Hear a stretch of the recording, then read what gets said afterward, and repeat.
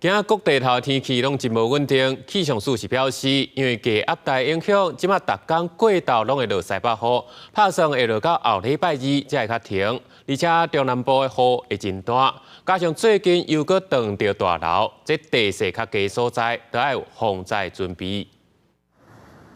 台北市的云是真高，乌阴的天气，敢若随时拢会闪大雨。气象署表示，受到低压带影响，台湾各地的天气拢真无稳定。下晡开始，各地拢有机会落大雨，而且落雨的时间拢真长。气象署提醒民众，可能会落到暗时。 今天到周六这段期间呢，其实刚刚提到午后雷阵雨，主要是中部以北各地山区可能会有大雨或者是豪雨，但是南台湾这边呢，中南部地区的降雨呢，因为是整个西南风带进来，它可能是一整天断断续续的，就会有一些阵雨跟雷雨的现象，特别是在南台湾哦，可以看到比较偏台南以南这个地方，那下雨的局部大雨的情形也是有可能累积出来的。气象署表示，礼拜甲后礼拜二，中南部地区受到西南风甲低压带影响，雨势会比北部较大，嘛会有闪大雨的状况发生。 大雨拄到年度大楼，气象署提醒南部地区的民众，要注意饮水、积水的状况发生。19号开始到22号、23号左右，适逢年度大潮。